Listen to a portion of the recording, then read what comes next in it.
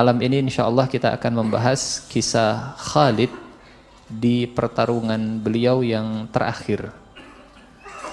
Bahasan kita di pertemuan sebelumnya tentang sosok Khalid di perang Mu'tah. Ya. Perang Mu'tah itu di zaman Rasulullah SAW. Sementara perang Yarmuk itu di zaman Umar bin Khattab. Akhir Abu Bakar, awal Umar bin Khattab.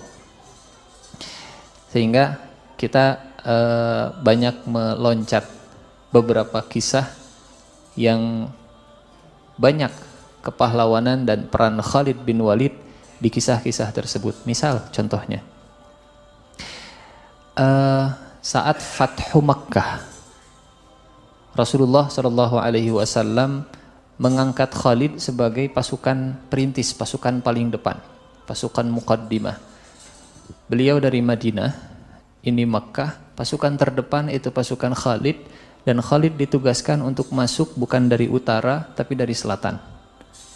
Jadi yang paling jauh, supaya Makkah dikepung dari berbagai arah, dari kanan, dari kiri, dari timur, dari barat, dari utara, dari selatan.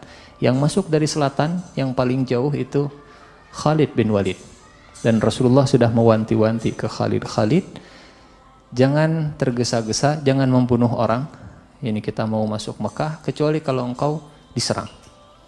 Apa yang terjadi? Ternyata Khalid berhadapan dengan saudaranya sendiri, bukan saudara kandung, saudara sekabilah dari Bani Makhzum, Ikrimah bin Abu Jahal. Ikrimah bin Abu Jahal berhadapan dengan Ikrimah, kata Khalid, Ikrimah anaknya Abu Jahal dari kabilah Bani Makhzum. Khalid putranya Walid, putranya Mughirah dari kabilah Bani Makhzum. Jadi mereka masih sepupu lah, saudara dekat. Kata Khalid, Ikrimah nyingkir, saya nggak mau kita berperang. Kata Ikrimah, saya nggak akan izinkan kau untuk masuk Mekah.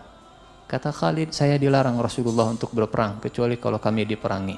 Kata Ikrimah, kalau begitu kita berperang. Kata Khalid, saya nggak akan memulai. Kata Ikrimah, kalau begitu saya mulai. Ikrimah menyerang Khalid, nggak lama Khalid kemudian menyerang balik pasukannya Ikrimah dan kocar-kacir. Nggak sampai terbunuh Ikrimahnya, tapi kocar-kacir. Sampai beritanya ke Rasulullah, Khalid kemudian klarifikasi, ya Rasulullah, Ikrimah yang menyerang saya lebih dulu. Fathu Mekah, masuk ke kota Mekah, dan lagi-lagi Khalid bin Walid ditugaskan oleh Rasulullah untuk di Mekah itu ada banyak patung. Di antara patung yang besar 5, Latta, Uzza, Manat, Hubal. Lata, Uzza, Manat, Hubal, 4 patung. Di surat An-Najm disebut afara'aitumul Lata wal Uzza wa Manat ats-tsalitsatal ukhra, dan satu patung yang besar juga patung Hubal. Di antara patung yang sangat dihormati orang Mekah, patung Uzza. Banyak orang Mekah yang namanya hamba Uzza, Abdul Uzza. Paman Rasulullah sendiri namanya Abu Lahab, namanya Abdul Uzza. Di antara patung yang besar dan yang ditugaskan untuk merobohkannya, menghancurkannya, itu Khalid bin Walid. Sengaja Rasulullah yang milih Khalid, hancurkan patung Uzza. Kenapa? Ingin menunjukkan kalau Uzza itu simbol izzah. Uzza dari kata izzah, izzah itu harga diri. Buat orang-orang musyrik, patung Uzza itu patung simbol harga diri. Selama ada Uzza, maka mereka punya harga diri. Maka Islam, Rasulullah minta kepada Khalid, engkau yang meruntuhkan. Faham apa yang diinginkan oleh Rasulullah? Uzzanya kalian, izzah kalian itu dikalahkan oleh izzahnya umat Islam, Khalid bin Walid. A'izzatin 'alal kafirin, dengan izzahnya Khalid, Rasulullah kemudian menghancurkan patung Uzza. Selesai Fathu Makkah, ada perang namanya perang Hunain. Ini karena pedang Allah, saifun min suyufillah. Jadi kisah kepahlawanannya ya kepahlawanan dalam masalah perang. Militer, perang, terus-terusan perang. Ustaz, jangan bahas perang zaman kiwari mah teu naon. Kenapa? Tadi imam kita, mudah-mudahan Allah jaga keluarganya, disehatkan rizkinya, dilancarkan segala urusannya, membaca surat Al-Ahzab. Laqad kana lakum fi Rasulillahi uswatun hasanah. Punten. Ayat laqad kana lakum fi Rasulillahi uswatun hasanah yang kita hafal, diletakkannya di surat apa? Al-Ahzab. Al-Ahzab itu cerita tentang apa sih? Perang. Perang apa? Perang Ahzab. Di tengah ayat yang bercerita tentang perang Ahzab, silahkan nanti buka Al-Qur'annya, lihat ayat 10 sampai ayat seterusnya, itu temanya tentang perang Ahzab.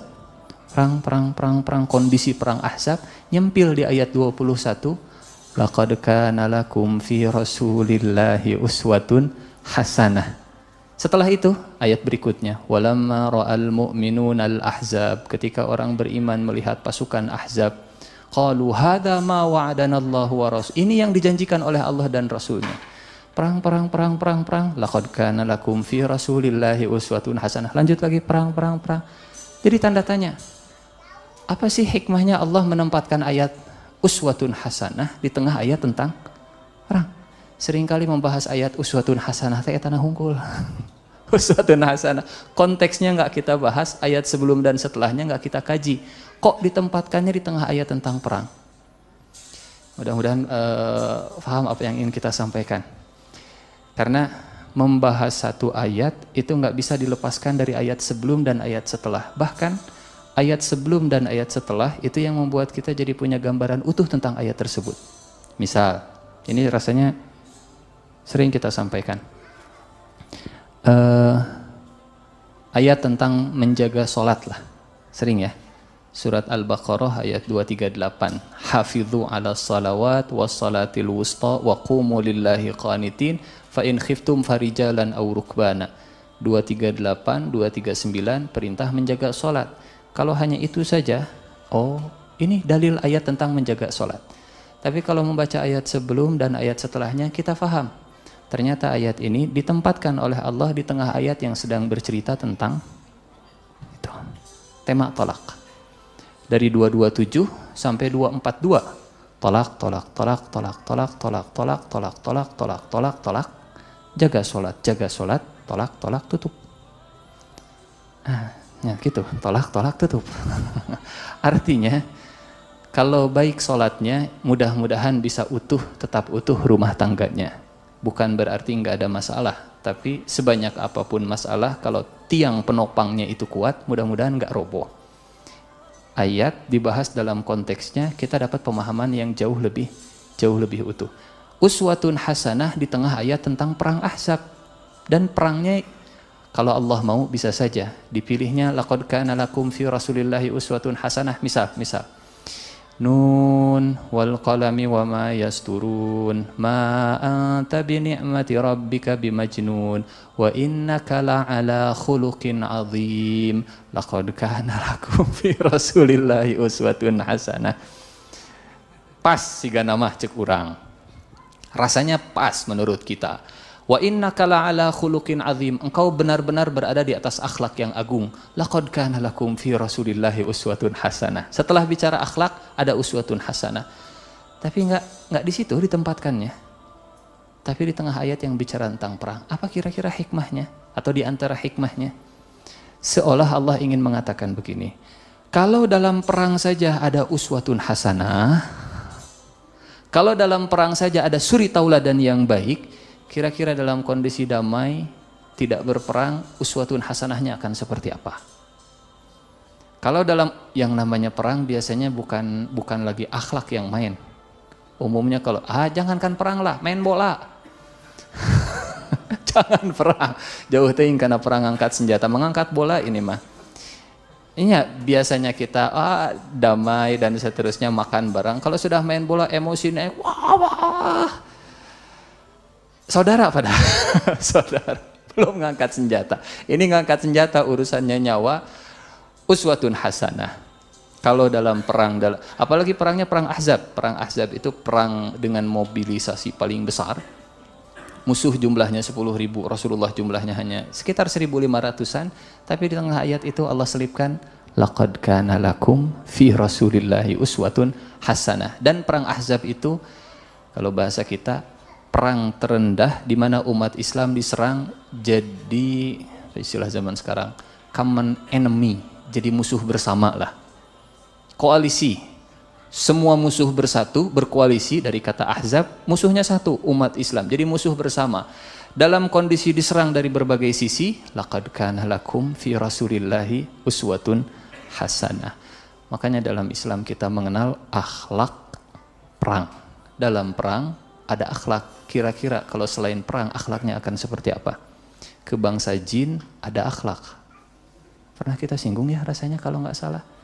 Kalau kita pergi ke hutan, nggak ada air, buang air, kita mau bersih-bersih, boleh pakai daun, boleh pakai batu, asal jangan pakai tulang. Kenapa? Makanan jin. Gitu kan hadisnya teh? Itu makanan jin. Adab akhlak ke bangsa jin. Ustaz kumaha kalau kita makan tulang dibikin tulang lunak, boleh enggak? Mangga. Nah, tulang teh makanan bangsa jin cenah kata Rasulullah. Kalau kita makan tulang juga ya gitu. Tenan halal. Kita nggak cerita halal. Cuman tulang kata Rasulullah makanan bangsa jin. Akhlak ke hewan yang mau dibunuh. Apa kata Rasulullah? Tajamkan, beri kenyamanan. Innallaha katabal ihsana ala kulli syai' fa idza dzabhtum fa ahsinudz dzibhah wa idza qataltum fa ahsinul qitlah falyurih ahadakum dzabihatahu, kasih rehat, kasih nyaman, wal yuhidda ahadukum syafratahu, dan sembelih usahakan kambing yang lain tidak melihat. Atau udah tempatnya sempit, kalau tempatnya sempit gampang, tutup saja hewan yang lain, pakai kain ditutup. Ya, kalau misalkan nggak ada naon, misalnya tidak ada spanduk untuk menutup, tutup saja matanya. Yang penting tidak melihat. Itu ke hewan. Ke lingkungan, akhlak ke lingkungan, sedang berenang, mau buang air. Pertanyaannya, kalau kita lagi berenang, buang air di kolam atau keluar dulu? Tuh, kita mau jawab iya, malu. Jawab enggak, bisi bohong dari masjid.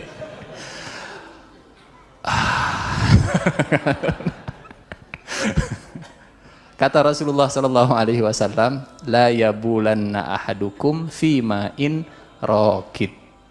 Jangan buang air di air yang tergenang, menggenang. Mengalir oke lah, menggenang jangan. Dan seterusnya. Akhlak. Jadi kalau dalam perang saja ada uswatun hasanah, apalagi dalam kondisi damai. Maka punten ini karena kita mau cerita tentang perang lagi, jadi muqaddimah heula. Rahmatan lil alaminnya Rasulullah sallallahu alaihi wasallam tidak bertentangan dengan perangnya Rasulullah sallallahu alaihi wasallam. Rasulullah pernah jadi komandan perang? Pernah. Perang Badar beliau komandannya, perang Uhud beliau komandannya, perang Khandaq beliau komandannya, perang Hunain beliau komandannya, perang Khaybar beliau komandannya, perang Bani Mustalik beliau komandannya. Perang-perang beliau komandannya. Tapi di ayat yang lain di surat Al-Anbiya kata Allah, "Wa ma arsalnaka illa rahmatan lil alamin." Kalau begitu, rahmatan lil alamin Rasulullah dengan perang yang diikuti oleh Rasulullah itu enggak bertabrakan. Yang ingin saya sampaikan begini. Tidak tepat kalau kita ingin menampilkan rahmatan lil alamin, tapi kemudian kita menihilkan, jangan pelajari perang. Kenapa? Islam itu rahmatan lil alamin. Mudah-mudahan paham maksudnya.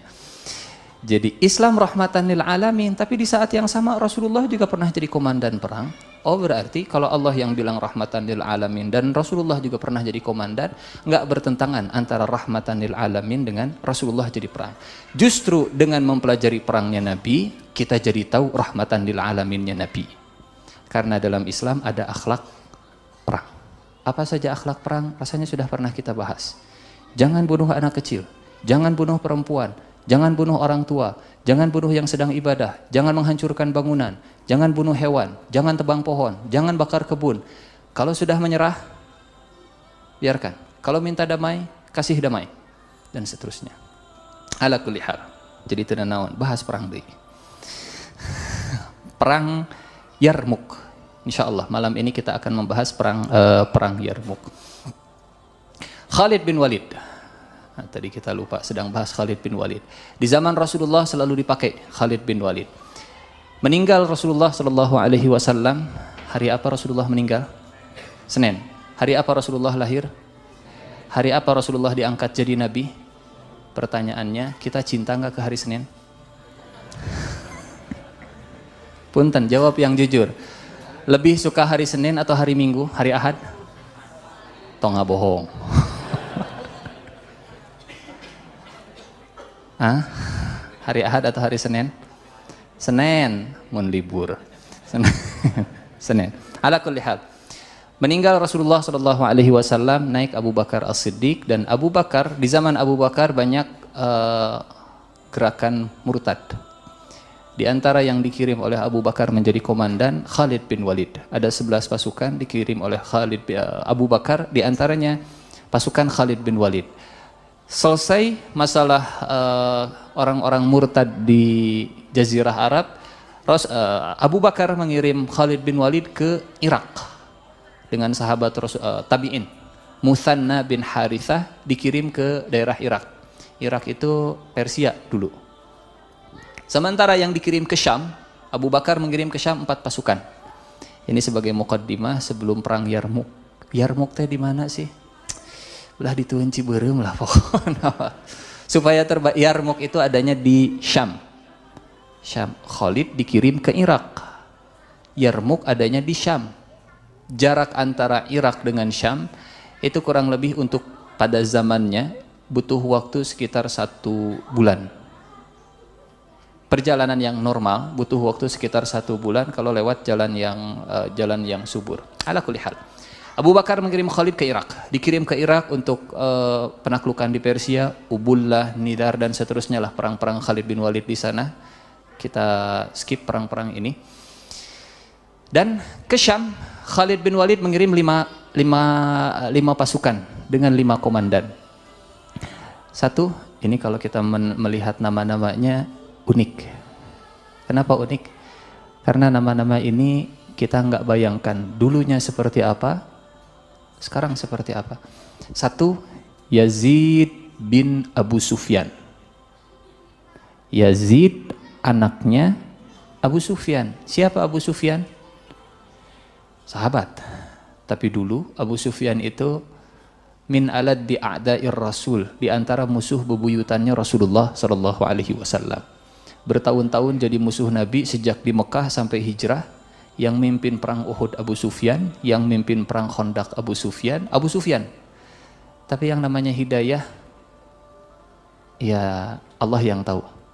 Bahkan tukang sihirnya Fir'aun saja bisa insaf. Cocok jadi judul film. Insafnya tukang sihir. Tukang sihir Fir'aun saja bisa insaf. Bahkan insafnya di tengah pertarungan ya. Tengah pertarungan. Lihat nanti dalam surat Asy-Syu'ara. Surat ke-26 ayat 40-an lah pokoknya. Saat bertarung Fir'aun manggil tukang sihir. Kata tukang sihir, "A inna lana la ajran in kunna nahnul ghalibin?" Fir'aun, kalau kami menang lawan Musa, "A inna lana la ajran?" Wani piro? Gitulah. Kami dapat bayaran berapa? Kami bakal dapat balasan. Kami dapat bayaran. A inna lana la ajran in kunna nahnul ghalibin? Kata Fir'aun, "Na'am, wa innakum idzan laminal muqarrabin." Iya, bahkan kalian bukan hanya dapat harta, tahta. Kalian jadi orang-orang yang dekat dengan saya. Mulai adu ilmu, adu sihir, dilempar tongkatnya. Bi'izzati Fir'aun, dengan kekuasaan, dengan kemuliaan Fir'aun, kata tukang sihir. Nabi Musa ngelempar tongkat, tak. Fa'idha hiya talqafu ma ya'fikun, dimakan semua tipuan-tipuan tadi, ditelan oleh ularnya Nabi Musa. Apa yang terjadi? Fa'ulqiyas saharatu sajidin. Tiba-tiba tukang sihir semuanya itu sujud di depan Fir'aun, di depan penonton, di depan Nabi Musa, di depan publik. Kira-kira bagaimana kalau kita membayangkan reaksi Fir'aun? Fir'aun itu pasukan saya. Zaman sekarang naon atunya no disebut pasukan teh. Itulah pokok nama. Pasukannya Fir'aun, tiba-tiba di depan Fir'aun mereka malah sujud, dan setelah sujud kata mereka, Amanna bi rabbil alamin, amanna bi rabbi Musa wa Harun. Kita beriman kepada Tuhan semesta alam, kita beriman kepada Tuhannya Musa dan Harun. Kalau kata orang Sunda, Firaun itu seperti kateplokanku kotoran lah.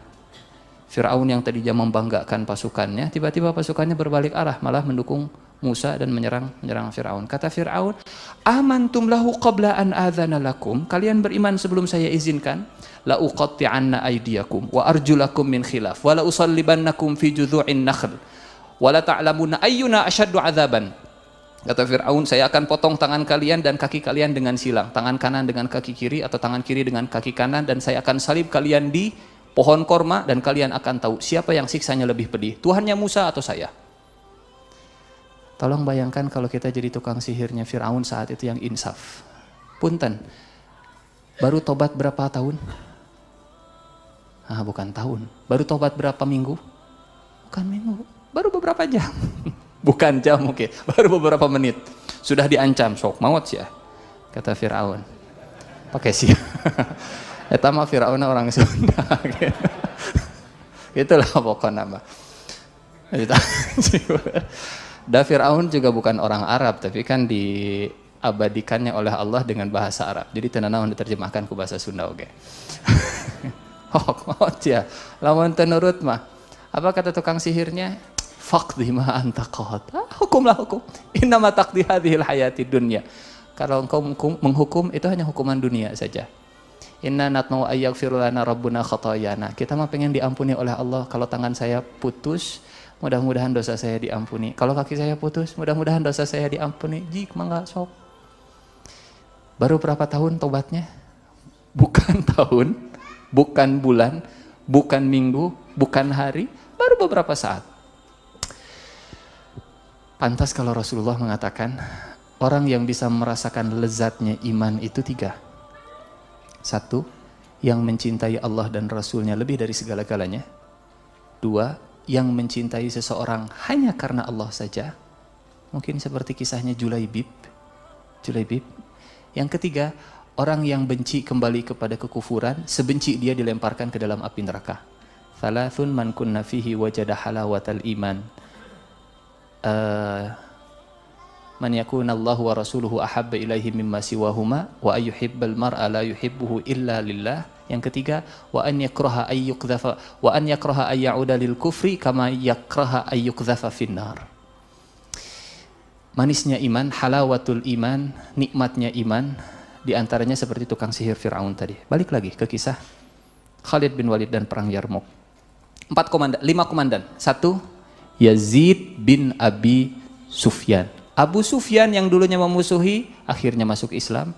Di akhir hayatnya Rasulullah, waktu Fathu Mekah, anaknya masuk Islam juga. Jadi jangan pernah menutup pintu hidayah lah intinya. Karena setiap orang punya masa lalu dan juga punya masa depan. Umar yang sekarang ada di samping Rasulullah, dulunya adalah orang yang mau membunuh Rasulullah Shallallahu Alaihi Wasallam. Dan juga jangan pernah merasa aman dengan ending hidup. Mungkin sekarang tukang ceramah kemana-mana, akhir hayatnya wallahu a'lam bishawab. Mudah-mudahan kita diberikan istiqomah insyaallah. Amin. Yang kedua, 1, Yazid bin Abi Sufyan dikirim oleh Abu Bakar dengan jumlah pasukan 6.000 orang ke Damaskus, Suriah, Syam, ini Syam. Yang kedua, Syurahbil bin Hasanah, 6.000 orang ke Jordan, Urdun. Yang ketiga, Amr bin As. Masih ingat Amr bin As? Yang masuk Islam bareng dengan Khalid bin Walid. Amr bin As yang kita sudah pernah cerita Amr bin As belum? Tema Amr bin belum ya? Atau sudah? Amr bin As dikenal dengan Dahiyatul, si cerdas jenius dari Arab. Koleganya banyak, linknya banyak. Raja Najasyi itu teman mainnya Amr bin As. Raja Habasyah, Raja Najasyi, teman mainnya Amr bin As. Pantas orang musyrik Mekah itu ngirim Amr bin As ke Raja Najasyi untuk mengembalikan orang-orang muslim yang kabur ke Habasyah. Kenapa Amr bin As yang dikirim? Teman mainnya Raja Najasyi. Musailamah Al-Kadzab itu kenalannya Amr bin As. Musailamah yang ngaku jadi nabi, kenalannya Amr bin As. Ada cerita Amr bin As itu pergi ke Musailamah karena temannya. Musailamah itu ngaku jadi nabi sebelum nabi meninggal. Ngirim surat ke Rasulullah dari Musailamah utusan Allah ke Muhammad utusan Allah. Musailamah. Intinya bumi itu dibagi jadi dua, engkau bagian timur, engkau bagian barat, saya bagian timur. Dikirim, terima oleh Rasulullah, kadzab. Julukan al-kadzab memang dari Rasulullahnya al-kadzab. Ala kulli hal, datang Amr bin As berkunjung ke Musailamah, ngobrol lah. Kata Musailamah, dari mana? Dari Mekah. Oh, ada cerita apa tentang Nabi Mekah? Kata Amr bin As, Muhammad sudah mendapatkan wahyu yang terbaru. Apa wahyunya? Amr bin As masih musyrik. Tapi Amr bin As hafal wahyu yang diturunkan ke Rasulullah. Musyrik hafal Quran. Muslim insya Allah hafal Quran. Insya Allah hafal Quran. Kata Musailamah, coba bacakan apa yang baru saja turun ke Muhammad wahyu. Kata Amr bin As, dibacakanlah surat Al-Kautsar. Inna a'tainakal kautsar fasalli li rabbika wanhar inna syani'aka huwal abtar. Kata Musailamah, oh, saya juga baru saja diturunkan wahyu. Aduh, kadzab, pendusta. Kata Amr bin As, coba bacakan. Inna a'tainaka tufah fasalli li rabbika wartah wada'an kasiyah. Artinya apa? Sesungguhnya kami telah memberikan kepada engkau buah apel. Maka sholatlah dan istirahatlah dan tinggalkanlah olehmu jalan-jalan. Amr bin As cerdas. Tapi dikasih suguhan obrolan yang seperti ini, nggak terima Amr bin As. Kata Amr bin As, Musailamah, anta ta'rif anni a'rif annaka kadzab. Musyrik. Musailamah, engkau tahu kalau saya tahu kalau engkau itu bohong. Dusta. Itu sosok Amr bin As yang dulunya banyak memusuhi Rasulullah, dulunya banyak menjelek-jelekan Rasulullah sallallahu alaihi wasallam. Di zaman Abu Bakar menjadi komandan 7.000 prajurit di Palestina. Nama yang terakhir Abu Ubaidah, yang berikutnya yang keempat Yazid, Syurahbil, Amr, Abu Ubaidah. Siapa Abu Ubaidah? Ada Abu Ubaidah sepupunya Nabi, Abu Ubaidah bin Harith bin Abdul Muttalib. Ada Abu Ubaidah ibn Jarrah. Kalau Abu Ubaidah ibn Harith itu wafat di perang Uhud. Perang Badar, yang perang tanding itu. Ali, Hamzah dengan Abu Ubaidah. Nah, Abu Ubaidahnya bukan Abu Ubaidah ibn Jarrah, tapi Abu Ubaidah ibn Harith. Tiga-tiganya saudara Nabi. Sepupu, paman, dan sepupu Nabi. Abu Ubaidah ibn Jarrah 10 sahabat yang dijamin masuk surga. Kemudian yang terakhir, ini yang dahsyat. Ikrimah bin Abu Jahal. Ikrimah anaknya Abu Jahal, jadi komandan di zaman Abu Bakar As-Siddiq. Masuk Islam. Bapaknya Fir'aun. Fir'aun, Abu Jahal itu Fir'aun umat ini, kata Rasulullah. Fir'aunu hadhil ummah. Ternyata yang bapaknya Fir'aun saja bisa saja keluar keturunannya yang jadi sahabat, bahkan jadi komandan. Yukhrijul hayya minal mayyit wa yukhrijul mayyita minal hayy. Total pasukan di 5 pasukan ini jumlahnya 26.000. Masing-masing 6.000, 7.000, 5.000, 9 dan seterusnya 2.000. Belum? Silam, alhamdulillah. Di Syam mereka menghadapi Romawi. Syam ada Romawi, di Irak ada Persia. Tapi Abu Bakar melihat ternyata 5 pasukan yang dipimpin oleh 5 komandan ini belum menghasilkan hasil yang diharapkan, gak maksimal hasilnya. Siapa solusinya? Solusinya pedang Allah pasti. Solusinya pedang Allah. Abu Bakar kemudian nulis surat ke Khalid bin Walid. Dari Abdullah bin Abi Quhafah kepada Khalid bin Walid, kalau engkau menerima surat ini di Irak, maka segera engkau berangkat dari Irak menuju ke Syam, karena saudara-saudaramu di Syam itu dalam kondisi yang mengkhawatirkan. Segera menghadap ke Syam, dan kalau engkau sudah selesai di Syam, segera kembali ke Irak untuk melanjutkan tugasmu di sana. Kalimat terakhirnya ini yang luar biasa dari Abu Bakar. Wala yadkhulannakal ujbu fatakhsar wa tukhzal. Dan jangan engkau merasa, jangan masuk ke dalam hatimu ujub, merasa bangga, orang nu pangka pakai naku Abu Bakar.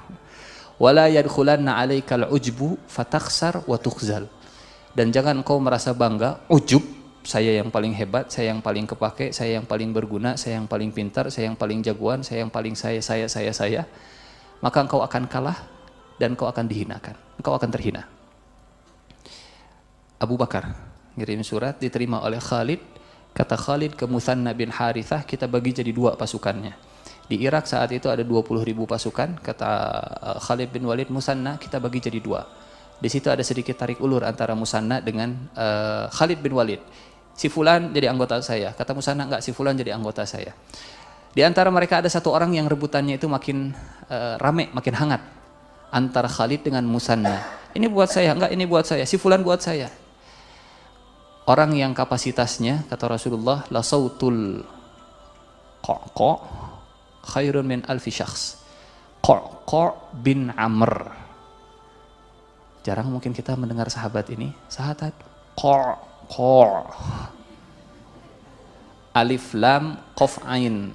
Qaf alif ain, qaf alif ain. Al-Qaqa. Eta. Al-Qaqa bin Amr. Jarang mendengar nama ini tapi dahsyat. Pernah dalam satu kesempatan ada sahabat yang minta dikirim bantuan. Khalid kalau saya nggak salah, Khalid bin Walid di zaman Abu Bakar sebelum penaklukan ini, sebelum penaklukan Yarmuk, Khalid bin Walid ngirim surat, tolong kirim bantuan, kami membutuhkan bantuan tentara cadangan. Diterima suratnya oleh Abu Bakar, dikirimnya cuma satu orang. Siapa dia? Qaqa bin Amr. Kata Abu Bakar, kata Khalid, saya minta bantuan tapi kok dikirimnya cuma seorang. Qaqa ngasih surat, ini dari Abu Bakar. Kata Abu Bakar, tidak akan kalah pasukan yang di situ terdapat Qaqa, karena Qaqa satu orang tapi berkualitas seperti 1000 orang. Satu suaranya sama seperti 1000 orang. Namanya mungkin antik di telinga kita, tapi dahsyat. Dan ini jadi tangan kanannya Khalid bin Walid. Kemana-mana pokoknya harus ada Qaqa. Soulmate-nya Khalid bin Walid. Di situ rebutan. Kata Muthanna, Qaqa jang saya, Alim jang saya, Qaqa. Rebutan sampai kata Khalid bin Walid, enggak, pokoknya Qaqa untuk saya, kalau enggak ini enggak akan berhasil perjalanan kita. Singkat cerita, Muthanna kemudian menyerah, diberikan Qaqa bin Amr ke Khalid bin Walid. Suratnya, isi suratnya minta segera ke Syam, bergabung dengan pasukan-pasukan yang sudah ada di Syam dalam waktu yang singkat, secepat-cepatnya. Mereka dalam kondisi mengkhawatirkan kalau nggak segera dibantu, khawatir kalah dan seterusnya. Karena Rum pasukannya sangat banyak. Khalid bin Walid kumpulkan pasukan, 10.000 pasukan Khalid bin Walid disiapkan. Kata Khalid bin Walid, kita akan pergi ke Syam. Tapi Abu Bakar minta kita segera datang ke Syam. Hanya perjalanan butuh waktu 1 bulan. Butuh waktu 1 bulan. Sementara di sana saudara kita sedang membutuhkan. Kata komandan-komandannya, terus apa saran wahai Khalid? Kata Khalid bin Walid, Khalid bin Walid akhirnya mencari seorang guide. Ketemulah namanya Rafi' bin Umairah. Rafi' bin Umairah. Kata Rafi', Khalid, saya pernah dari Irak ke Syam lewat jalan padang pasir, itu hanya sekitar 15 hari sampai. Tapi nggak ada air selama 5 hari.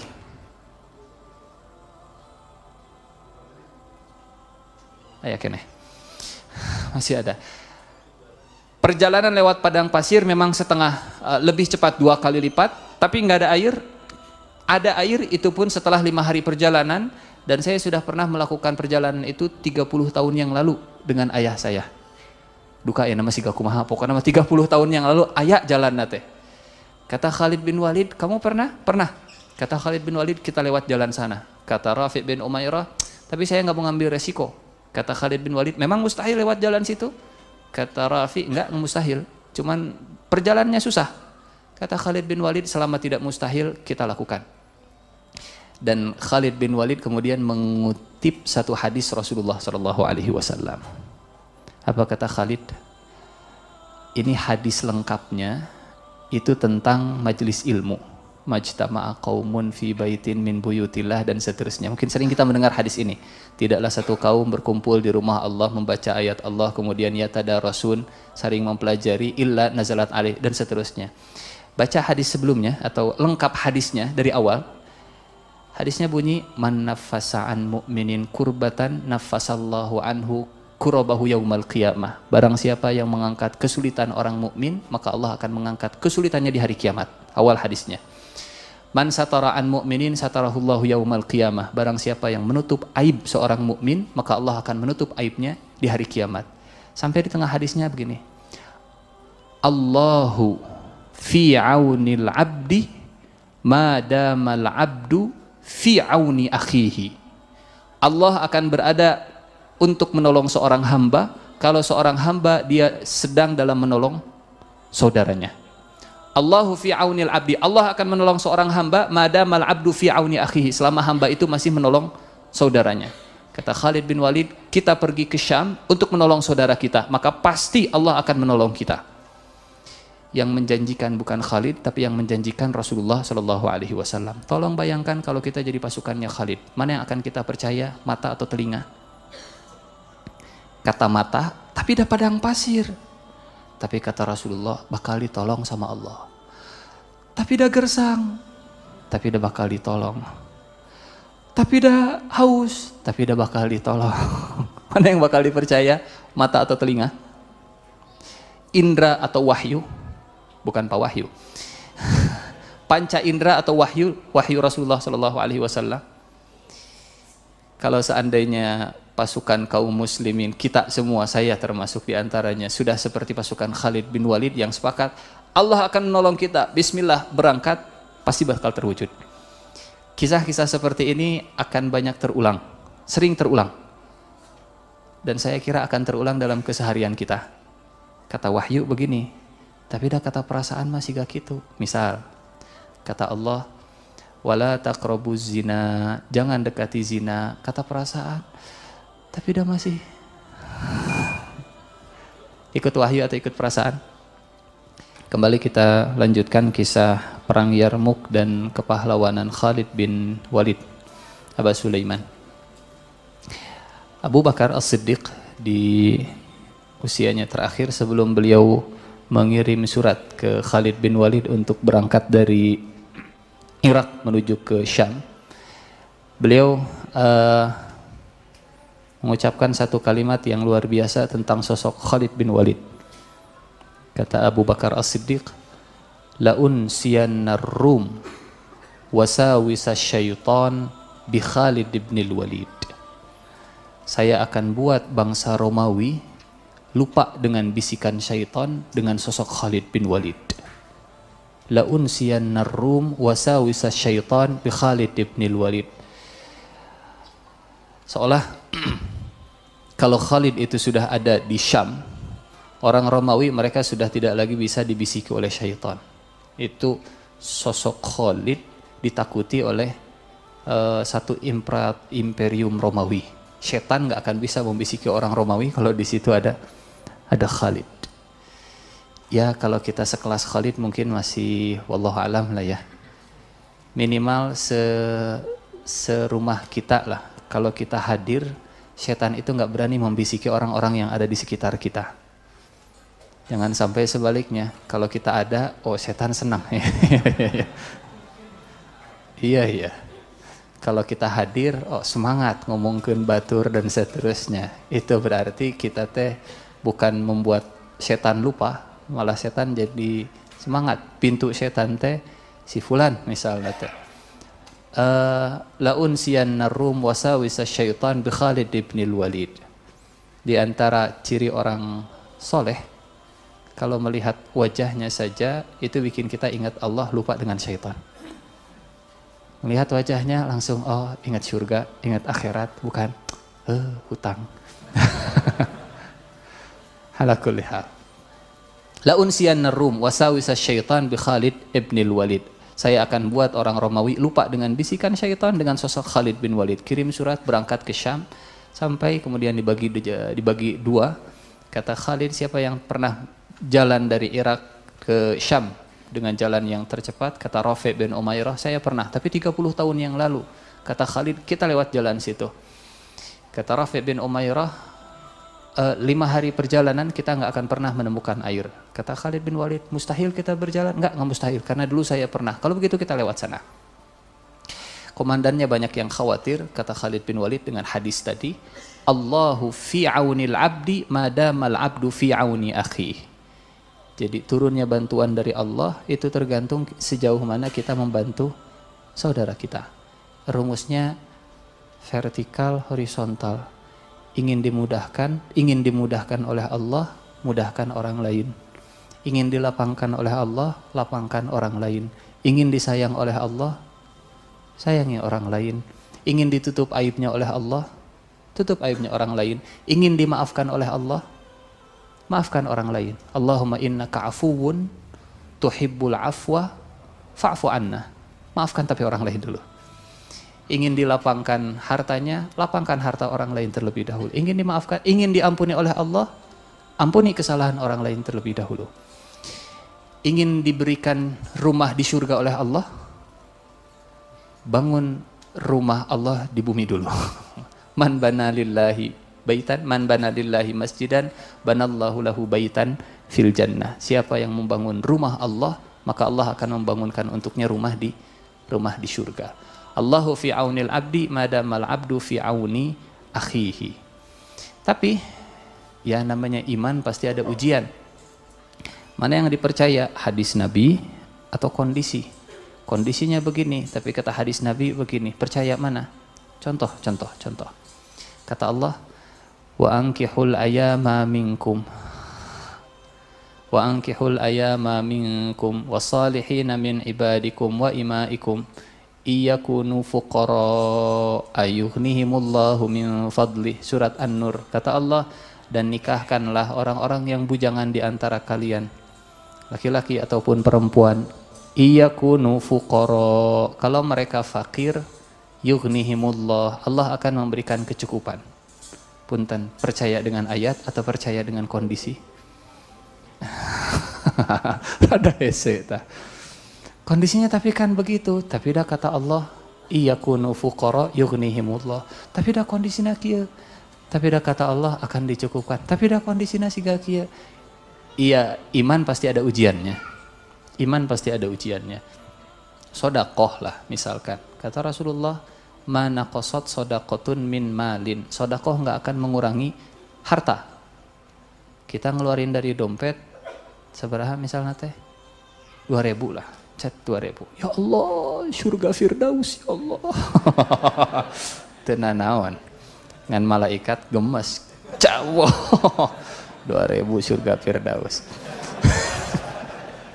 Tapi mungkin di dompetnya cuma ada 3.000.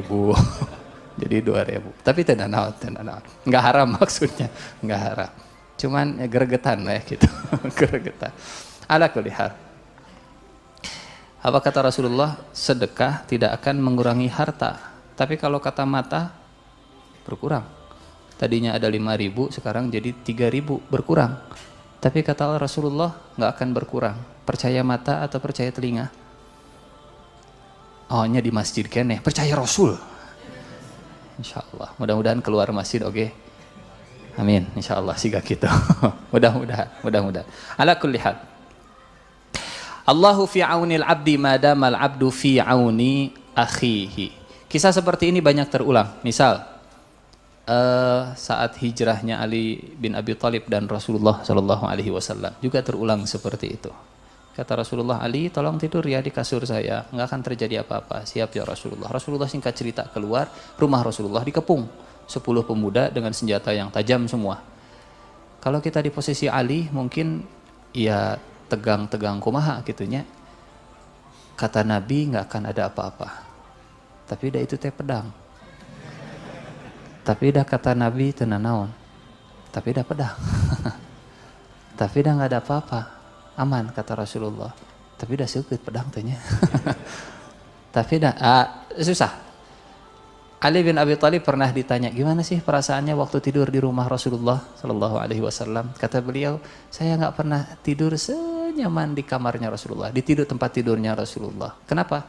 Bukan karena itu rumah calon mertua, bukan. Bukan, lain cerita.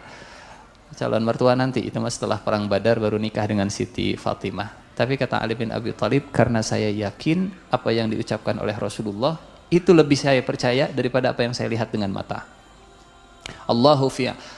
Ceramah gampang, membaca hadis gampang, aplikasinya yang butuh perjuangan.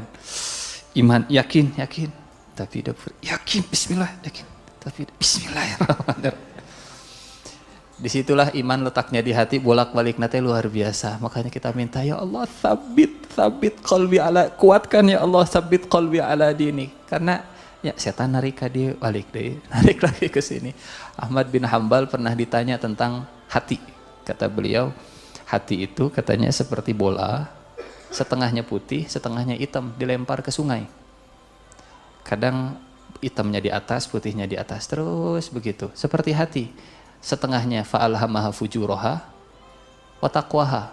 Setengahnya fujur, setengahnya takwa, dilempar ke sungai kehidupan. Kadang bodas, kadang hidung, kadang takwa, kadang fujur, begitu terus. Kita minta sabit ya Allah, sabit qalbi ala dinik. Allahu fi aunil abdi madamal abdu fi auni akhi. Oke, berangkat, siap. 10.000 berangkat. Kalau sendirian nggak apa-apa. Ini masalahnya tanggung jawab 10.000 nyawa di tangan Khalid bin Walid. Berangkat, bismillah.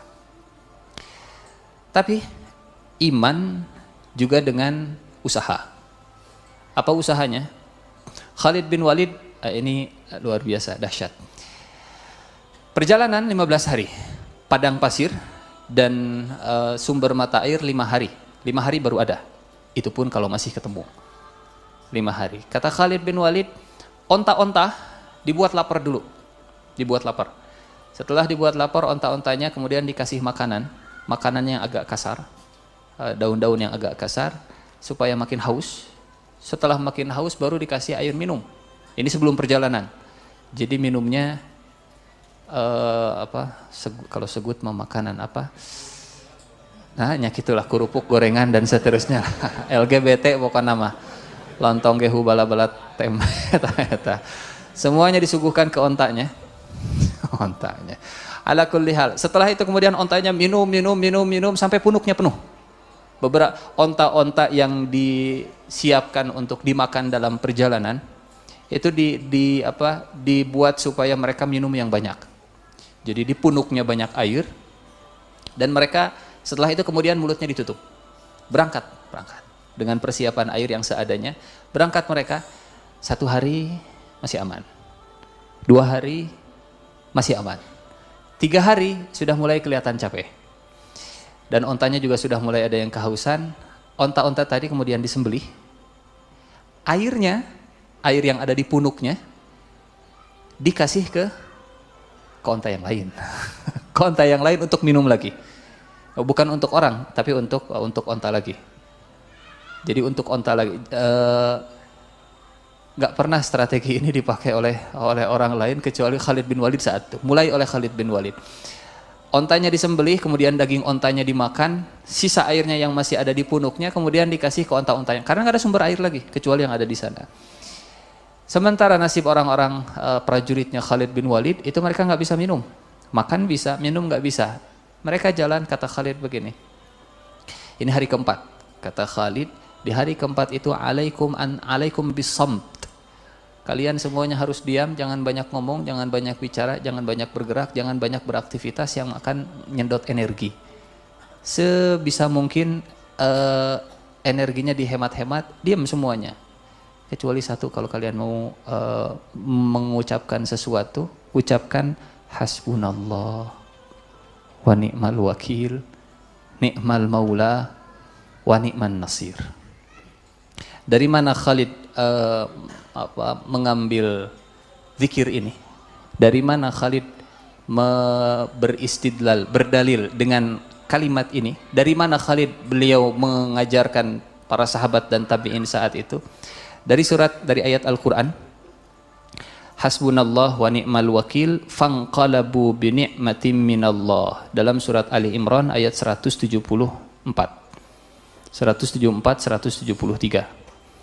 Alladzina qala lahumun nasu innan nasa qad jama'u lakum fakhshawhum fazadahum imanan wa qalu hasbunallah Wa qalu hasbunallahu wa ni'mal wakil. Fanqalabu bi ni'matin minallahi wa fadlin lam yamsashum su'un wattaba'u ridwanallahi wallahu dzu fadlin 'adzim. Ali Imran 173. Ada orang-orang yang mengatakan kepada para sahabat, para sahabat, kalian harus takut, tuh orang-orang musyrik mereka sudah siap-siap, kalian harus takut ke mereka, khawatirkan mereka. Yang terjadi, orang beriman malah semakin nambah imannya. Fazadahum imana. Di saat mereka menghadapi rasa takut, mereka mengucap kalimat hasbunallah wa ni'mal wakil. Ayat ini turun memang di zaman Rasulullah, tapi Khalid memahami kita juga dalam kondisi yang sama, ada ketakutan, kita menghadapi kematian. Memang bukan menghadapi musuh, tapi padang pasir. Dan tanggung jawabnya 10.000 nyawa di belakang. Kata Khalid, ucapkan hasbunallah wa ni'mal wakil. Jangan banyak bicara, jangan banyak bergerak, kurangi aktivitas, kurangi energi.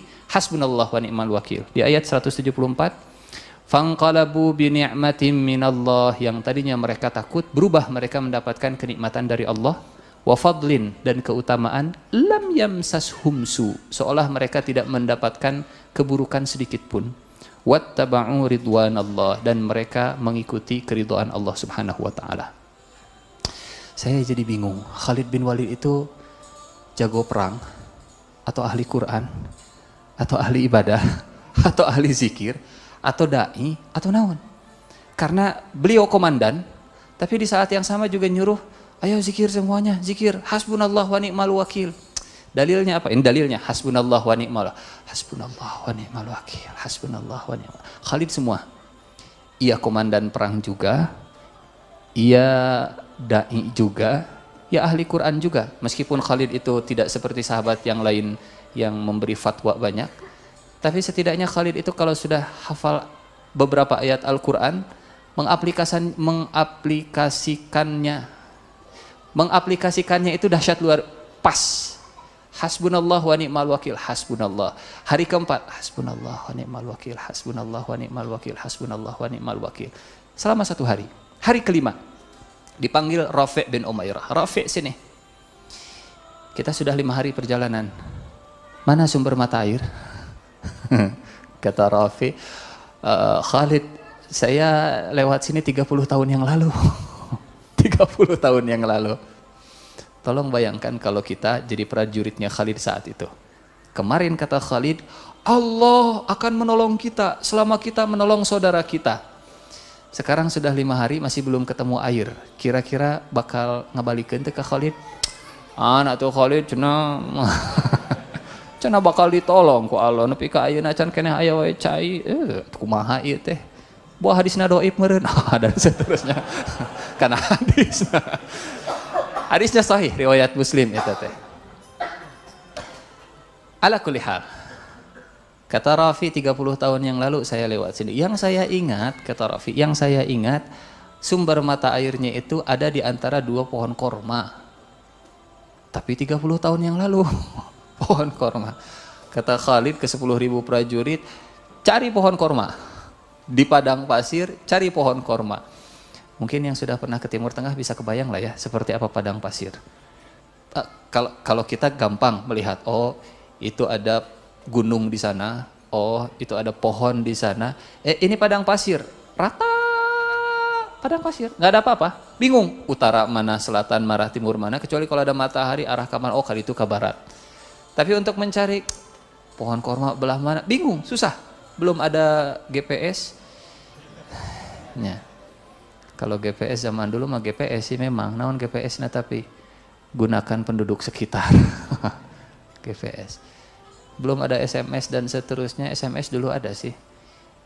Susul make suku. Susul make suku. Ala kulli hal. Sampai akhirnya seluruh prajurit, 10.000 prajurit itu nyebar setelah, karena kata Rafi' bin Umairah, pokoknya mah setelah 5 hari. Dicari setelah 5 hari sampai akhirnya ada pasukan yang menemukan di sini, di sini, di sini, di sini.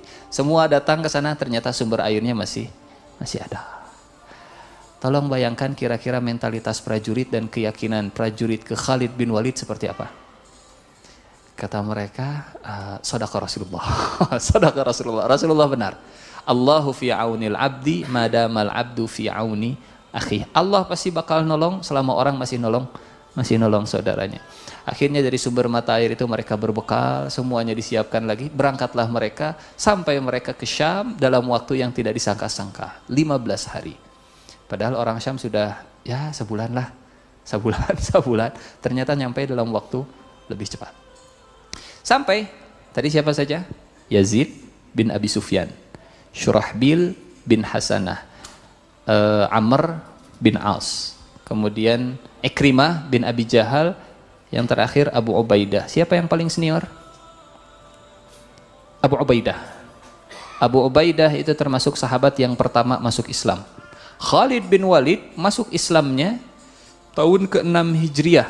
Kita pernah cerita setelah perjanjian Hudaybiyah, Khalid baru masuk Islam. Perjanjian Hudaybiyah itu tahun 6 Hijriah. 6 Hijriah itu berarti 19 tahun setelah diangkat jadi nabi. Sementara Abu Ubaidah senior, awal-awal. Kata Abu Bakar dalam suratnya tadi, segera pergi ke Syam. Mereka sedang membutuhkan wa inni uayyinuka qaidan 'alal jaish, dan saya menunjuk engkau sebagai komandan untuk seluruh tentara. Berangkat Khalid sampai ke Syam, ketemu dengan semua komandan, ketemu dengan Abu Ubaidah. Abu Ubaidah senior, Khalid junior. Abu Ubaidah angkatan 74, Khalid angkatan 94. Gitulah kalau bahasa kita ya nama. Liting 84 dengan liting 74 misalnya teh jauh, bedanya 19 tahun masuk Islam teh. 19 tahunnya. Pokoknya nama 70 dengan angkatan 89 lah. Kadang diloncat oleh 2 angkatan saja rada-rada. Dia angkatannya di bawah saya, sekarang dia jadi komandan buat saya. Rada-rada. Ini 19. Apa kata Khalid bin Walid? Abu Ubaidah. Adab Khalid bin Walid ke Abu Ubaidah dan adab Abu Ubaidah ke Khalid bin Walid. Sahabat Rasulullah sallallahu alaihi wasallam. Kata Khalid bin Walid, Abu Ubaidah, demi Allah, kalau bukan karena Abu Bakar yang nyuruh saya jadi komandan, saya nggak berani untuk jadi komandan buat Anda. Apa kata Abu Ubaidah? Kata Abu Ubaidah, Khalid, saya tahu engkau lebih pandai, lebih pintar dalam urusan perang dari saya.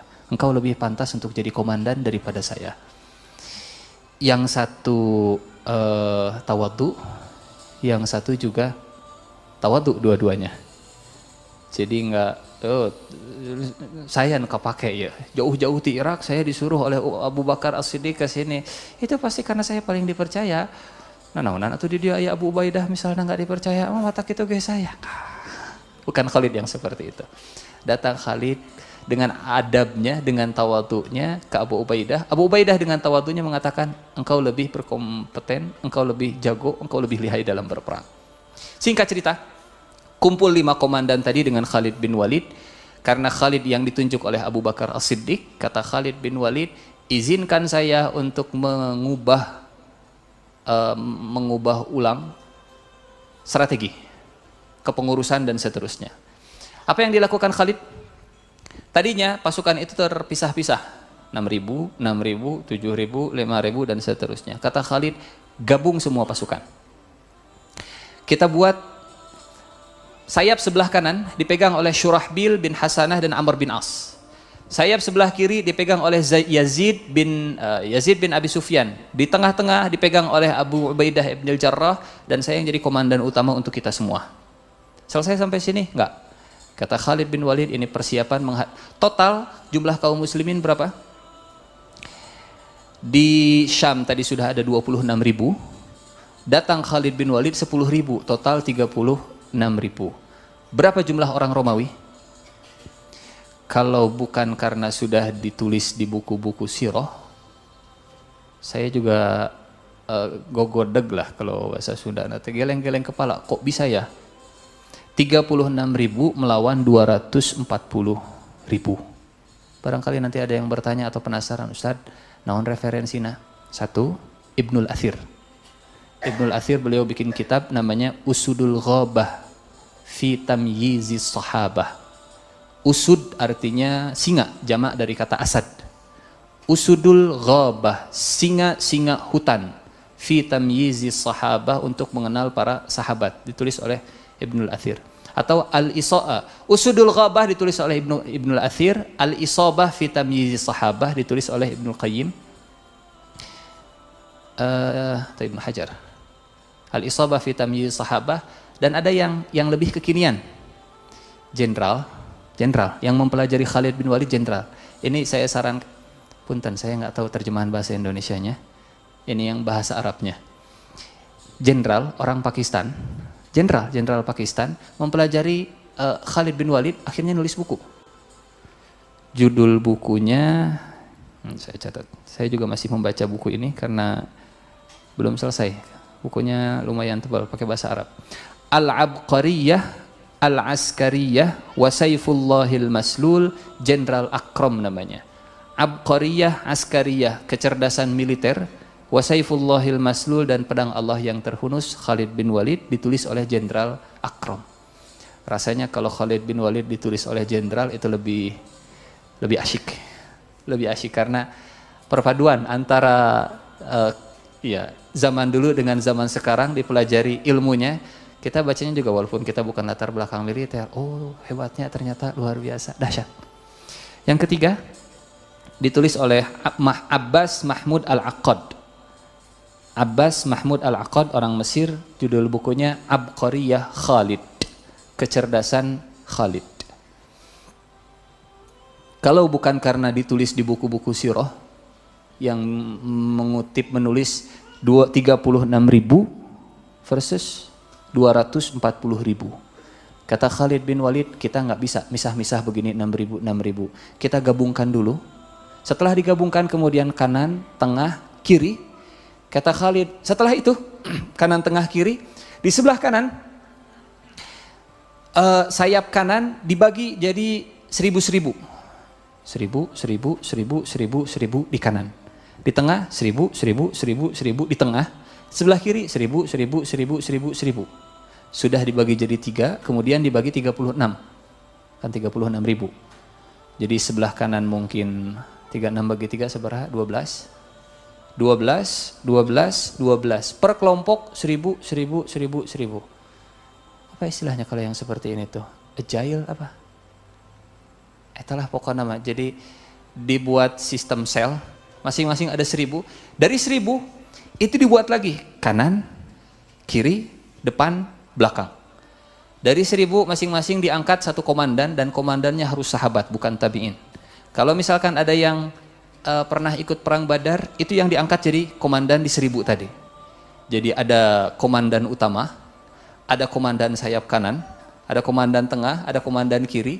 Kemudian setelah itu 1.000, komandan 1.000, komandan bawahnya 1.000, total ada 30 komandan tadi. Di masing-masing kelompok yang 1.000 tadi, itu diangkat lagi seorang penasihat, motivator, dan harus sahabat.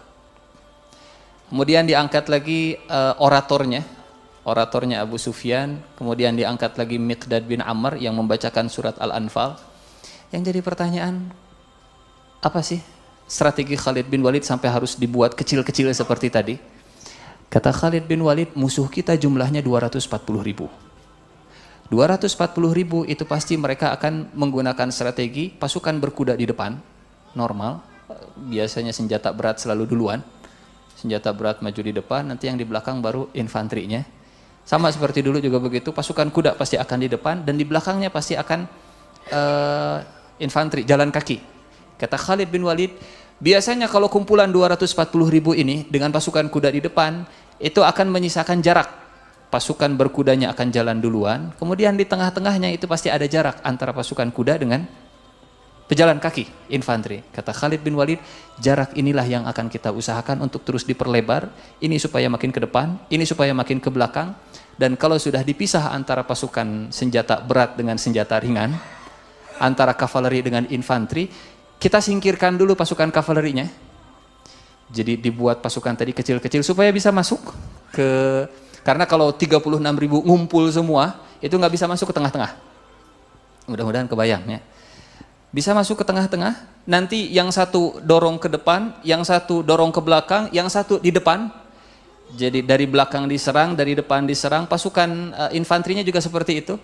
Dan usahakan ini makin lama makin jauh. Karena kalau kavaleri nggak menjauh dari infanteri, khawatir nanti kavaleri mundur melindungi infanterinya. Dijauhkan, usahakan mereka nggak dikepung. Kenapa? Karena kalau mereka dikepung, mereka akan melawan balik. Mirip seperti balon, kalau misalkan diikat, balonnya keras, kita pegang, itu membel balik deh. Tapi kalau misalkan ada balon, kemudian diikat, dibuka, kita tekan, itu pasti cepat keluarnya. Dikepung dari belakang, dikepung dari depan, dikepung dari kanan, ditekan, supaya mereka menjauh. Supaya mereka keluar dari medan pertempuran, supaya mereka menjauh dari pasukan infanteri. Jangan dikepung seluruhnya, tapi dibiarkan mereka keluar menjauh. Ini setelah dikepung, baru nanti kita serang pasukan infanterinya. Khalid bin Walid sudah bikin strategi seperti tadi. Abqariyah, askariyah, kalau kata Jenderal Akram, kecerdasan militer Khalid bin Walid. Sudah disiapkan pasukan, sudah dibagi-bagi strateginya, tiba-tiba, telepon. Perang mau dimulai, ada surat datang dari Madinah, diterima oleh Khalid bin Walid. Utusan datang membawa surat, diterima oleh Khalid karena komandan. Dibuka suratnya, apa isi suratnya? Satu, ada 3 isinya. 1, innalillahi wa inna ilaihi raji'un. Telah berpulang ke rahmatullah Abu Bakar As-Siddiq. Dan saya dipilih oleh Abu Bakar As-Siddiq untuk menjadi pemimpin kaum muslimin. Saya menjadi khalifah, nggak apa-apa ya nyebut khalifah. Tenanawan. Dan saya menjadi khalifah, saya menjadi amirul mukminin, saya menjadi pemimpin kaum mukminin. 1, poin yang pertama. Poin yang kedua, wa inni a'ziluka ya Khalid. Dengan dikirimnya surat ini, maka saya putuskan serahkan tongkat komando kepada siapa? Poin yang ketiga, wa inni wa'ayyin Aba Ubaidah ibnil Jarrah qaidan 'alal jaish. Dan saya mengangkat Abu Ubaidah sebagai komandan untuk seluruh pasukan. Serahkan tongkat komando dari tanganmu ke tangan Abu Ubaidah. Sebentar lagi mau perang. Datang surat dari Abu Bakar. Khalid sudah nyusun strategi. Tolong bayangkan kalau jadi Khalid. Kira-kira apa yang bakal terjadi? Mutung, pundung, bisa. Inkilab teh naon? Inkilab teh kudeta, mungkin. Papaan ini Umar bin Khattab? Umar bin Khattab kan nggak tahu kondisi di lapangan. Sudahlah. Tapi apa kata Khalid? Nunggu sampai malam. Selesai malam dipanggil Abu Ubaidah. Datang Abu Ubaidah, Khalid bin Walid kemudian memberikan penghormatan. Mirip seperti prajurit ke komandannya. Tak. Abu Ubaidah bingung. Nyameureun gitulah lamun ayeuna mah gitu. Hormat ke komandan. Abu Ubaidah bingung. Kok Khalid ngasih salam prajurit ke komandan? Bukannya Khalid yang jadi komandan? Kata Khalid, ada surat. Mangga silahkan dibaca. Silahkan dibaca. Khalid bukan orang Sunda. Ada surat dari Abu Bakar. Dibuka, poin pertama, innalillahi. Poin yang kedua, inni a'ziluka ya Khalid. Saya cabut mandat engkau sebagai komandan. Dan yang ketiga, Abu Ubaidah menjadi komandan. Kata Khalid bin Walid, sam'an wa ta'ah ya Abu Ubaidah. Saya siap mendengar dan saya siap taat, wahai Abu Ubaidah. Kalau berjuangnya karena jabatan, di saat tidak punya jabatan, pundung. Kalau berjuangnya karena popularitas, nggak dapat popularitas, pundung. Kalau ngisi pengajiannya karena banyak jamaah, di saat jamaah sedikit, pundung. Pundung, betul. Kalau ngisi pengajiannya itu karena ingin disambut, dihormati dan seterusnya, ternyata biasa saja sambutannya. Kalau itu yang dikejar, pundung. Kalau ngisi pengajian dan seterusnya hanya sekedar untuk cari amplop dan ternyata nggak dapat amplop, pundung. Pundung kalau itu yang dikejar. Kalau ngisi ceramahnya dengan harapan mudah-mudahan sakia amplopna dan seterusnya ternyata lebih kecil dari harapan, pundung. Imanuhum fi amplopihim. Ada kulihat. Kalau itu yang dikejar, pundung. Pundung. Kalau yang dikejarnya pujian orang-orang, ternyata nggak ada yang mengapresiasi, pundung. Pundung. Jadi ternyata orang yang paling susah digoda oleh setan itu orang yang bukan yang pundung, yang ikhlas. Yang ikhlas. Yang ikhlas.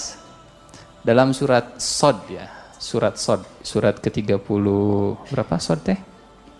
38. Ayat ke-80-an. Surat Sod ayat ke-80. Saat iblis diusir oleh Allah dari surga, kemudian kata iblis, panjangkan umur saya. Kata Allah, engkau dipanjangkan umurnya. Kata iblis, fabi'izzatik la ughwiyannahum ajma'in illa ibadaka minhumul mukhlasin. Saya akan sesatkan mereka semua, saya akan goda mereka semua, saya akan gelincirkan mereka semua, kecuali orang-orang yang ikhlas. Kecuali orang-orang yang ikhlas. Orang yang ikhlas, orang yang paling susah digodanya. Orang yang gak ikhlas, gampang digodanya. Gampang pisan digoda nate. Ya kalau nggak dengan harta, dengan tahta.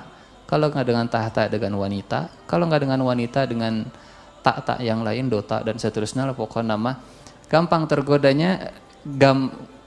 Kalau karena sesuatu, tinggal digoda di situ sudah tet dan seterusnya. Khalid berjuang karena apa? Enggak, bukan karena jabatan, bukan karena Umar. Dapat surat turun, engkau jadi prajurit, siap. Bahkan kata prajurit yang lain, kami tidak melihat sibuknya Khalid sesibuk ketika beliau sudah jadi prajurit. Jadi prajurit, Khalid lebih sibuk daripada saat jadi komandan. Sampai ada yang nanya, Khalid kok lebih sibuk jadi prajurit? Khalid kemudian mengeluarkan kalimat yang luar biasa. Kata Khalid, innama aftahus syam la li Abi Ubaidah wala li Abi Bakar wala li Umar wa innama lillah. Hanya karena Allah. Mudah-mudahan kita dikaruniakan keikhlasan dalam segala amalan. Wa innama aftahu lillah. Dan punten,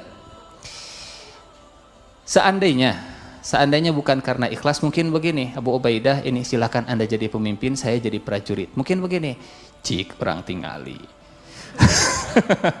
Bisa ente si Abu Ubaidah teh kena antapkeun, orang tingalikeun.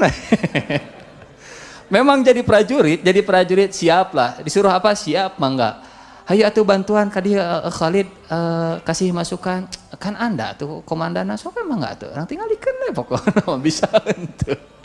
Siap jadi prajurit, tapi apa kata Khalid bin Walid? Kumpul dengan komandan, karena Khalid bin Walid setelah beliau jadi prajurit oleh Abu Ubaidah, Khalid, engkau bukan prajurit biasa, engkau saya angkat itu menjadi pemimpin kavaleri. Tapi bukan pemimpin yang tertinggi, pemimpin kavaleri di bawah Abu Ubaidah. Siap. Kumpul, karena masih bagian dari komandan, bukan prajurit biasa juga, tapi diangkat jadi komandan. Kumpul dengan komandan yang lain, duduk di samping duduk di samping Abu Ubaidah. Kata Khalid, ya Abu Ubaidah, inni usyiruka ra'yan. Saya ingin memberi engkau satu pendapat, masukan.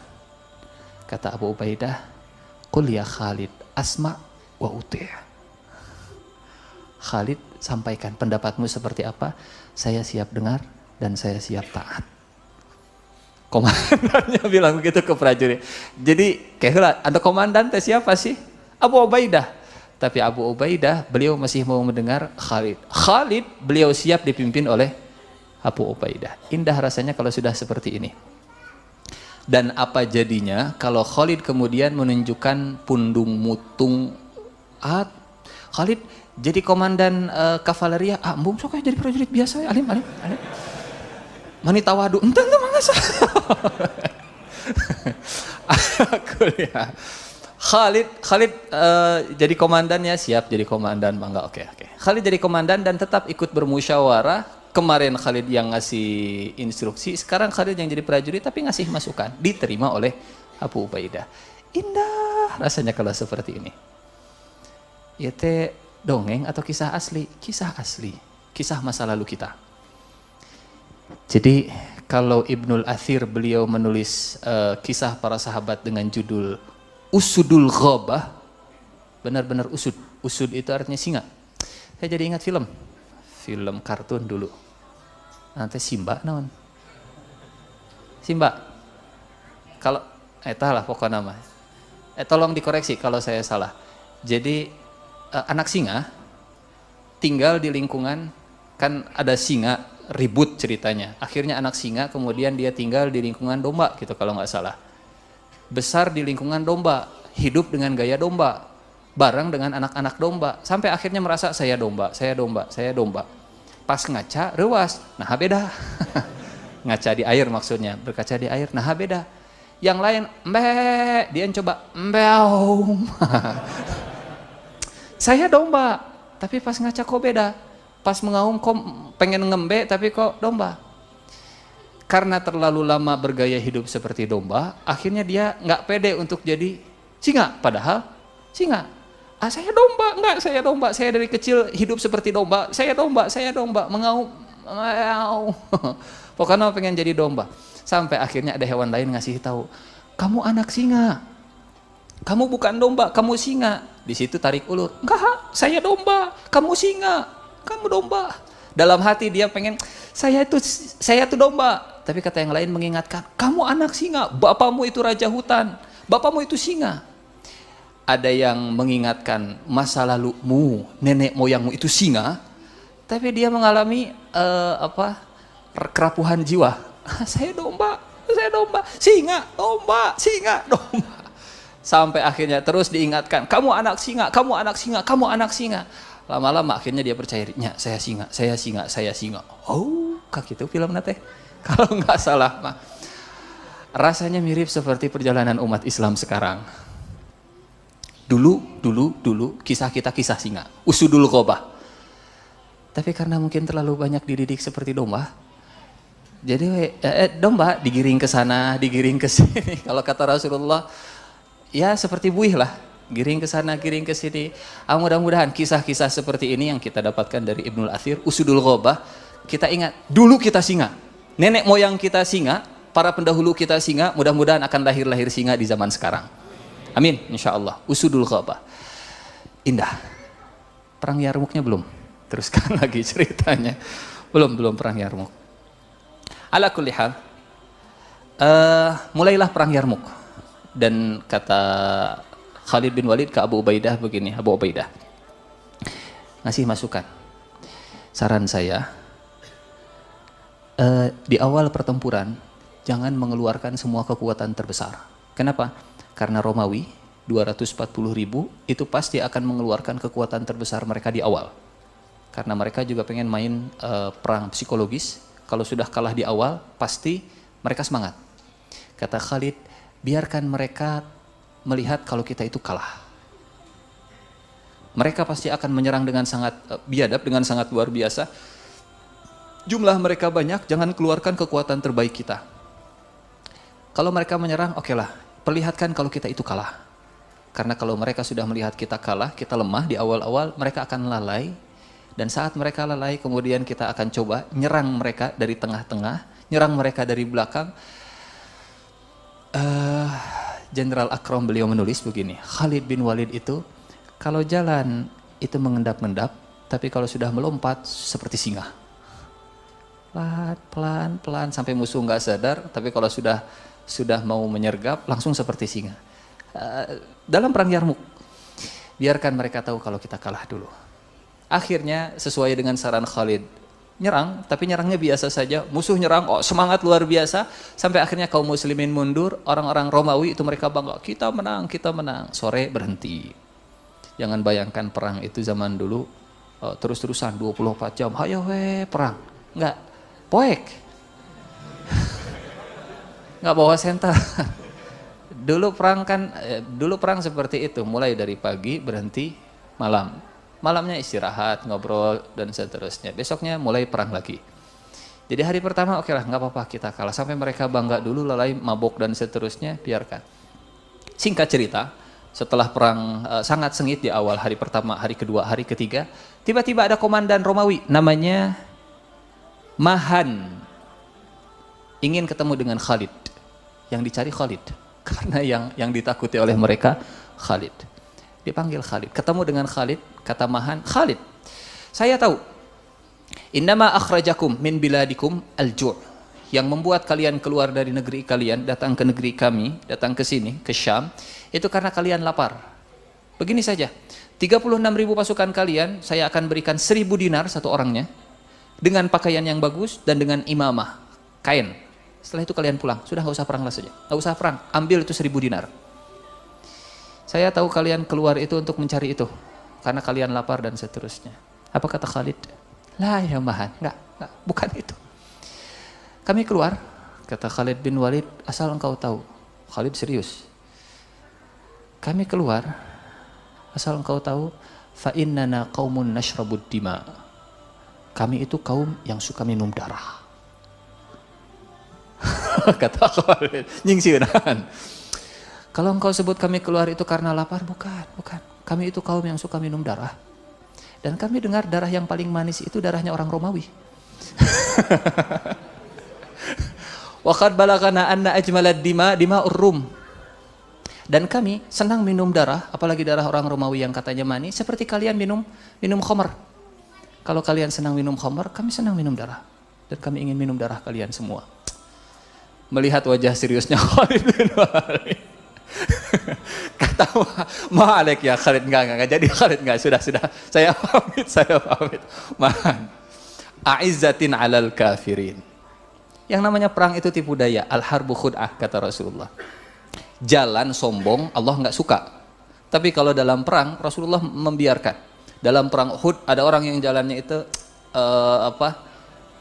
gitulah pokoknya gitu. Dadanya busung, kemudian ngangkat pedang dan dimainkan pedangnya, kepalanya ke atas gitu. Jalan orang sombong lah. Kata Rasulullah, inna hadhil misyah la yuhibbuhallah illa fi hadzal mauti.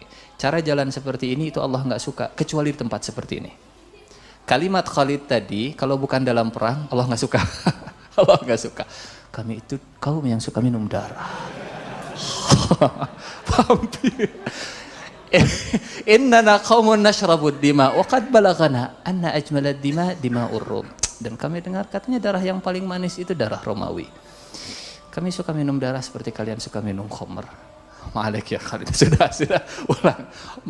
Mahan pulang dalam kondisi ketakutan melihat Khalid yang serius. A'izzatin 'alal kafirin. Izzah.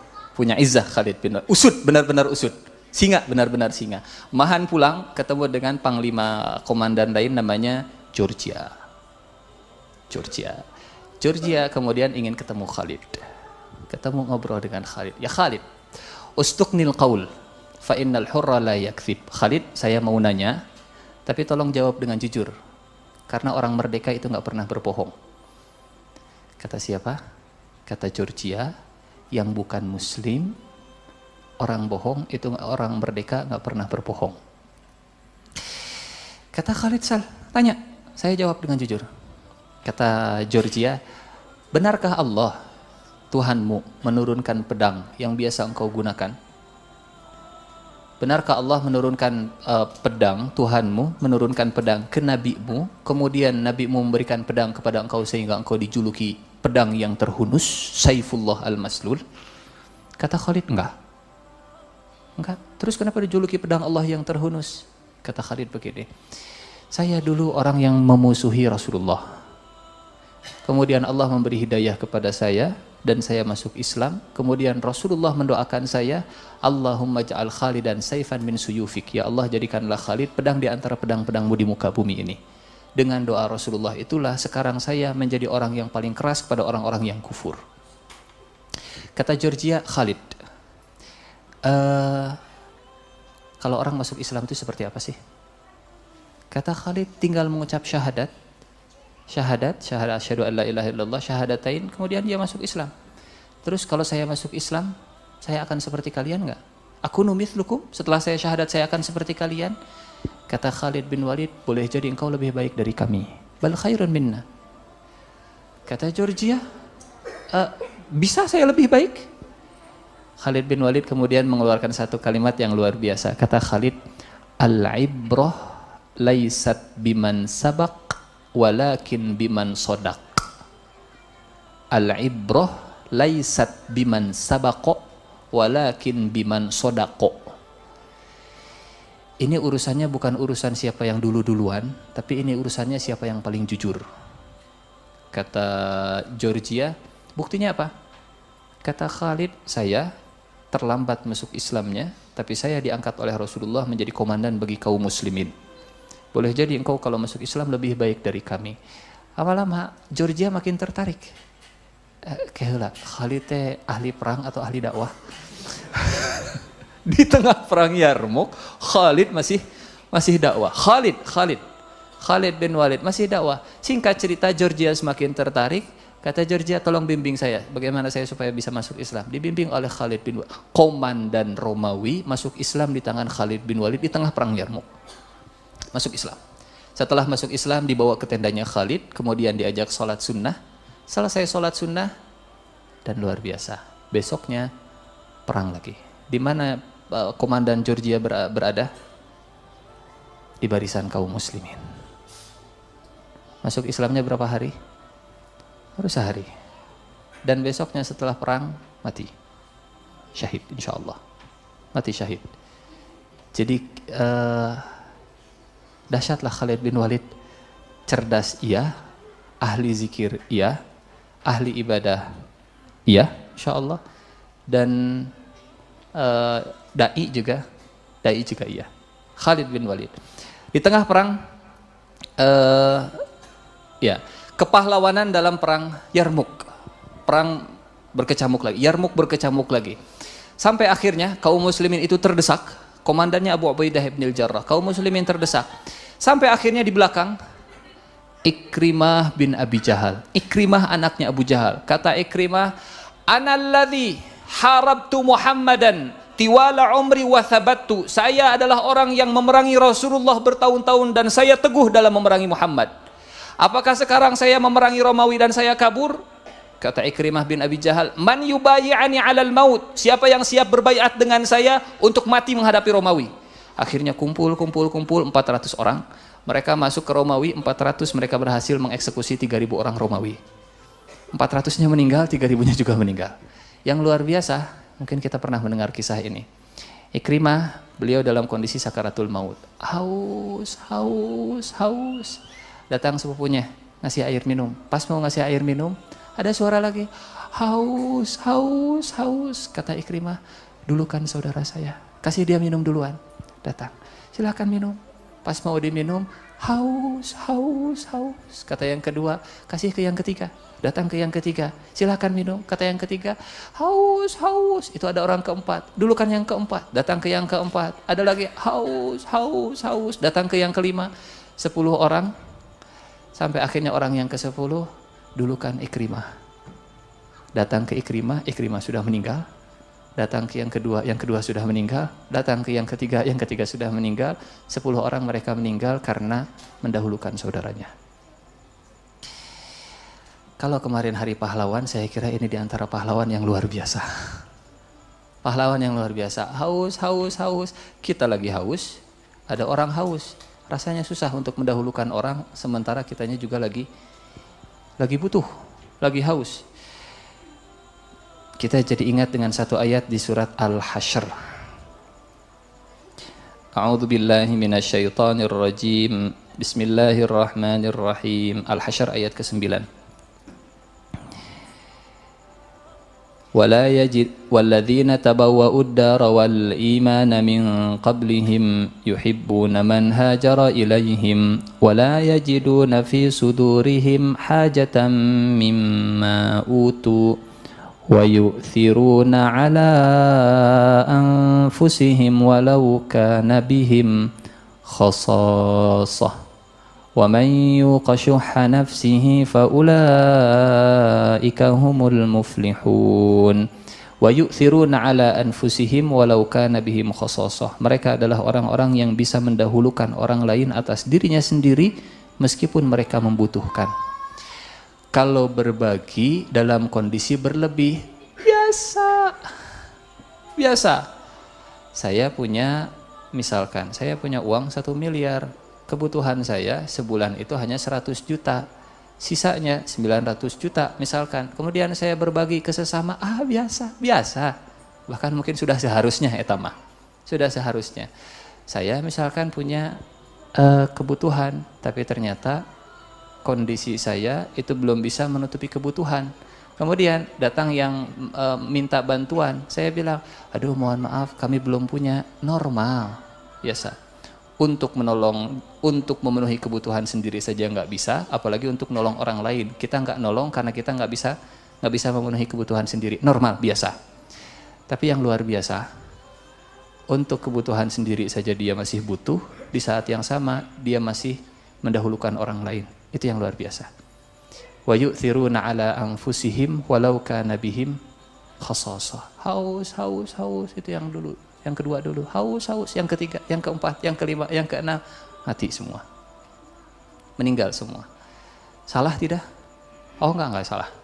Enggak salah, karena itu derajat yang paling, kalau dalam persaudaraan, dalam ukhuwah, derajat yang paling tinggi itu itsar. Itsar itu mendahulukan saudara, itu yang paling tinggi. Yang paling rendah, jadi ukhuwah itu derajatnya ada banyak. Yang paling tinggi itsar, yang paling rendah lapang dada lah minimal. Beda sedikit, oke, tenang, toleransi. Si'atus sodr, dada yang lapang kalau menemukan perbedaan, itu minimal ukhuwah yang paling rendah. Kepahlawanan perempuan. Abu Sufyan itu berangkat dengan istrinya. Siapa istrinya Abu Sufyan? Nyonya Abu Sufyan. Istrinya Hindun binti Utbah. Masih ingat siapa Hindun? Akilatul akbad, pemakan jantung, pemakan hati Hamzah. Masuk Islam. Ikut dalam jihad. Di perang Yarmuk, di bagian belakang, paling belakang. Pegang tongkat yang biasa dipakai untuk tenda, itu yang mimpin pasukan perempuan di perang Yarmuk itu Hindun, istrinya Abu Sufyan. Kalau ada yang mundur pasukan kaum muslimin dibabuk kudana, maju. Kata istrinya Abu Sufyan, kata Hindun, ila aina ya humatal Islam, mau kemana wahai pelindung Islam? Aminal jannati tafirrun, kalian lari dari surga, di sana surga bukan di sini. Sampai kata para sahabat, ini komentar para sahabat setelah perang Yarmuk, demi Allah, lisannya Hindun lebih tajam daripada pedangnya orang Romawi. Lebih nyentuk di hati daripada kebeset belati lah gitu. Jadi ternyata ada gunanya juga lisan yang tajam itu. Kalau dipakai dalam perang. Aminal jannati tafir. Abu Sufyan pulang, Abu Sufyan mundur. Kata Hindun, dipukul kudanya, ya Aba Sufyan, yabna Sakhar. Nama Abu Sufyan Sakhar bin Harb. Kata Hindun, Abu Sufyan, bertahun-tahun kau memusuhi Rasulullah, kafir anka khotoya. Tutup dosa-dosamu karena kau sudah memusuhi Rasulullah dalam perang ini. Maju deh. Abu Sufyan. Istrinya seperti itu. Jadi kalau seandainya perempuan itu lebih tegar dari laki-laki, insya Allah laki-laki akan jauh makin tegar. Kalau suami pulang dalam kondisi panik, pulang ke rumah cerita ke istri, istrinya ke bawah panik, suami tambah panik. Riwah pengalaman kan. Kalau suami pulang dalam kondisi panik, cerita ke istri, istri tenang, istri tegar, insya Allah suami tenang. Rasulullah pulang dari Gua Hiro, panik, cerita ke istrinya Siti Khadijah. Kata Siti Khadijah, enggak Pak, tenang, Allah enggak akan menghinakan, enggak akan terjadi apa-apa. Rasulullah tenang lagi. Jabir pulang ke rumah. Kenapa pulang ke rumah? Cerita Jabir insya Allah sudah masyhur lah ya. Yang dalam perang Khandaq, Jabir siapkan makan, ternyata yang datang itu bukan Rasulullah, tapi semua pasukan. Jabir pulang dalam kondisi panik, istrinya menenangkan. Suami pulang panik, istri di rumah tenang. Insya Allah suami bakal tenang. Abu Sufyan mundur. Hindun, istrinya itu bukan sekedar tenang, bahkan nyabok. Ila aina ya humatal Islam, minal jannati tafirun. Balik deh. Jadi kalau seandainya suami pulang sedih, cabok. Ila aina ya humatal Islam, Akinal jannati tafir. Insya Allah bakal dicabok balik. Dalam perang, beda dalam perang. Ala kulli hal. Sampai kata para sahabat, lisannya Hindun lebih tajam daripada pedangnya orang Romawi. Khawlah, bukan Khawlah binti Hakim, Khawlah binti Azwar. Khawlah punya saudara namanya Durar bin Azwar. Durar bin Azwar ini julukannya Aris Sadr, si dada yang terbuka. Setiap perang kalau sahabat yang lain itu pakai baju besi, Durar itu nggak pernah pakai baju besi. Bismillah, perang. Kalau mati, Bismillah. Nggak pernah pakai baju besi. Dikenal dengan Aris Sadr julukannya. Dipercaya oleh Khalid bin Walid, selalu menemani Khalid bin Walid. Dan Durar termasuk yang meninggal di 400 orang yang bersama dengan Ikrimah bin Abi Jahal. Durar datang bersama dengan saudaranya Khawlah. Khawlah setelah mengetahui kabar saudara kakaknya itu meninggal, langsung bawa kudanya, pakai pakai penutup muka, pakai niqab ditutup mukanya, ikut berperang. Sampai orang Romawi mereka bingung, kaget. Hati-hati, jangan mendekat dengan Faris Mulatham, dengan penunggang kuda yang ditutup mukanya. Kenapa? Dia sangat kuat sekali. Dia sangat kuat. Sampai mereka menjauh dan Khalid bin Walid, karena Khalid bin Walid qaid fursan, pemimpin kavaleri saat itu. Khalid bingung, ini siapa? Ditanya satu persatu, nggak tahu. Sampai selesai perang didekati oleh Khalid, man anti? Ya Faris al-Mulatham, engkau siapa wahai penunggang kuda yang pakai cadar, pakai penutup muka? Dibuka, kata Khawlah, saya saudaranya Durar bin Azwar. Kalau kemarin hari pahlawan, maka Khawlah binti Azwar itu juga pahlawan. Pahlawan yang luar biasa dalam perang Yarmuk. Singkat cerita, solusi terakhir selalu Khalid bin Walid dalam peperangan. Khalid bin Walid melihat, oh ini waktunya, Romawi sudah semakin terdesak, mereka terkepung di antara sungai, kemudian Khandak, Parit dan danau, Buhairah, danau kecil. Khalid bin Walid seperti tadi strateginya, berhasil masuk di antara kavaleri dan infanterinya musuh, dikasih jarak makin jauh, kemudian dibuka supaya kavalerinya menjauh dari peperangan. Setelah menjauh, baru setelah itu dihabisi. 70.000 pasukan musuh meninggal. Romawi 70.000. Kalau bukan ditulis dalam buku sirah, mungkin kita juga akan susah percaya. Tapi hampir semua buku sirah menyebutkan 36.000 berhasil mengeksekusi 70.000. Kaum muslimin juga ada yang meninggal, tapi dari 240.000, 70.000, seberapa persen dah? 70 ke 24. Hampir sepertiganya kurang lebih, hampir sepertiga pasukan itu dikalahkan. Dan yang muncul sosok Khalid bin Walid. Khalid bin Walid, komandannya Abu Ubaidah. Terakhir, karena waktu juga. Kira-kira apa alasannya Umar bin Khattab melengsarkan Khalid bin Walid? Apa alasan Umar bin Khattab? Orang-orang yang nggak suka dengan Islam, orientalis, musuh-musuh Islam, mereka bilang begini. Oh, Umar bin Khattab menyingkirkan Khalid karena dulu di zaman jahiliyah Umar dengan Khalid itu pernah tarung gulat dan Umar bin Khattab kalah dengan Khalid. Sekarang Umar bin Khattab jadi khalifah, ingin balas dendam. Itu kata orang orientalis. Ada juga yang bilang begini, oh Umar bin Khattab itu nggak mau ada matahari kembar di dalam tubuh umat Islam. Karena kalau Umar bin Khattab jadi khalifah dan Khalid jadi komandan, maka ada matahari kembar di sana, ada Umar dan ada Khalid. Nggak seperti itu. Setelah Umar bin Khattab melengsarkan Khalid, Umar bin Khattab kemudian nulis maklumat, pengumuman, disebarkan ke seluruh penjuru kaum muslimin saat itu. Kata Umar bin Khattab, Inni lam a'zil Khalidan li dha'fihi au tuhmatan lah.